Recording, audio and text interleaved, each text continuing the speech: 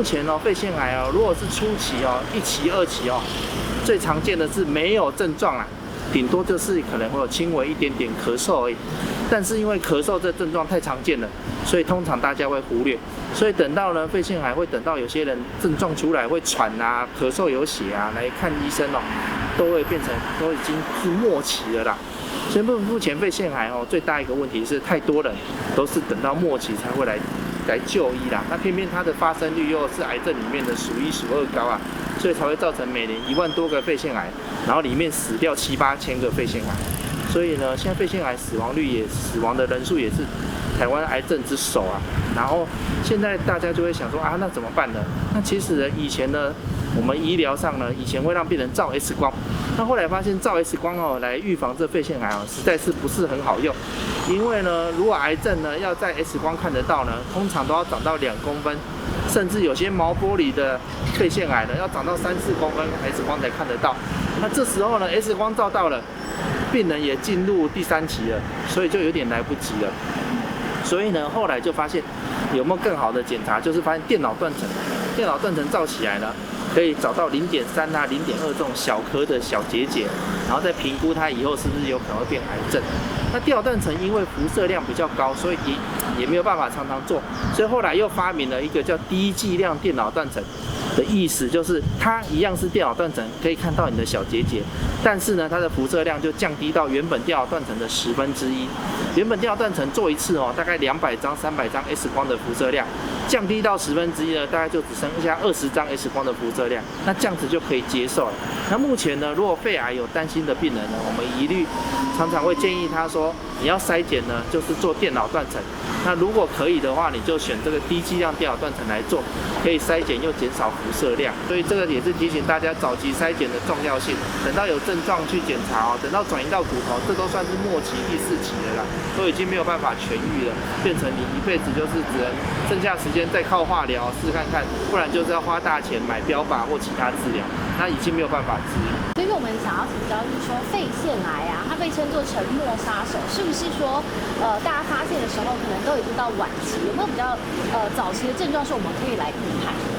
对啊，肺腺癌以前肺腺癌教科书都会教症状说病人咳嗽严重啊、咳血啊、体重减轻啊，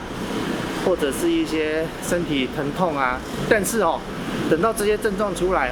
通常都是末期第3期、第4期啊。所以目前肺腺癌如果是初期1期、2期最常见的是没有症状啦，顶多就是可能会有轻微一点点咳嗽而已。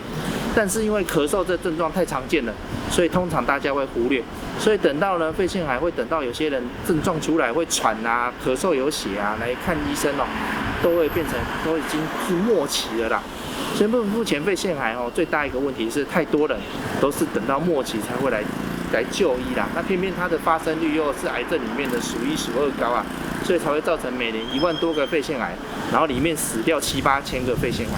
所以呢，现在肺腺癌死亡的人数也是台湾癌症之首啊。然后现在大家就会想说啊，那怎么办呢？那其实呢，以前呢，我们医疗上呢，以前会让病人照 X 光，那后来发现照 X 光来预防这肺腺癌实在是不是很好用。因为呢，如果癌症呢要在 X 光看得到呢，通常都要长到2公分，甚至有些毛玻璃的肺腺癌呢，要长到3、4公分 X 光才看得到。那这时候呢 ，X 光照到了，病人也进入第3期了，所以就有点来不及了。所以呢，后来就发现有没有更好的检查，就是发现电脑断层照起来呢，可以找到0.3啊、0.2这种小颗的小结节，然后再评估它以后是不是有可能会变癌症。那电脑断层因为辐射量比较高，所以也没有办法常常做，所以后来又发明了一个叫低剂量电脑断层。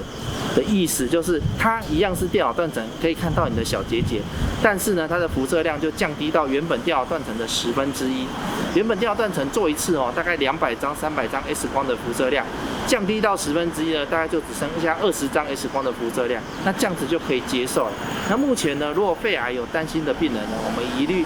常常会建议他说，你要筛检呢，就是做电脑断层。那如果可以的话，你就选这个低剂量电脑断层来做，可以筛检又减少辐射量。所以目前才会常常大家听到低剂量LDCT是这个原因是因为它是现在筛检肺癌最好的工具所以医师您脸书有提到，有钱跟没有钱的治疗方法不太一样。我们如果说一般健保给付跟原本有标靶，如果比较贵有标靶药的话，它的治疗方式会有什么样的不同？治愈率又有多少？一般来说肺癌的病人我们如果完全吃健保给付，健保有自己的规范啦。台湾健保因为它比较没有办法负担这么多的钱啦，因为肺癌的治疗很贵啦，所以它其实都设下比较严格的条件啦。你要做自费的疗法，有时候才能做这些。比如像，如果有些人标靶呢不符合健保条件，还是想要用这个标靶疗法的话，就会要自费。那有些人呢，像一些更新的疗法，质子疗法或中子疗法，这些也都没有健保，这些也都要自费。那免疫疗法呢，也大部分都没有健保。所以呢，如果你今天全部靠健保呢，有可能标靶没过关，后面就是做化学治疗和放射治疗。那化学治疗呢，就是最传统的治疗。其实最传统的化学治疗对肺癌呢的治疗效果一向没有太好啦。以前呢，第一代的化疗药呢，大概治疗起来效果大概肺癌都只有1成2成的效果啦。后来有出第二代，当然效果再提升到2-3成。可是总结来说呢，有效率也大概2-3成，也比不上标靶药物。那标靶药物呢，如果有些基因突变是符合的病人呢，用标靶药物呢，我们常常可以看到有些人哇，肺癌第3期、第4期，结果还活了5年、6年、7、8年。其实这都是标靶药物写下的传奇啦。以往的化疗药物呢，肺癌只要末期呢，一般很难活超过1年啦，8-9成的人都会在1年内过世啊。所以大部分用传统化疗的人呢，都很难活超过1年。如果有脑部转移的呢，可能都在半年内都会过世。那现在有标靶药物，当然大大延长病人的寿命，但是标靶药物毕竟有专利权，所以它的治疗费用非常可观。1个月呢，大概都要1500到2000，甚至好一点的药会到5-6千。所以1年呢，标靶药物的费用呢，常常可以到达100万，甚至会超过100万。所以病人变成好像有钱你就可以得到比较好的治疗，那没钱的人就全部靠健保。那当然没钱靠健保的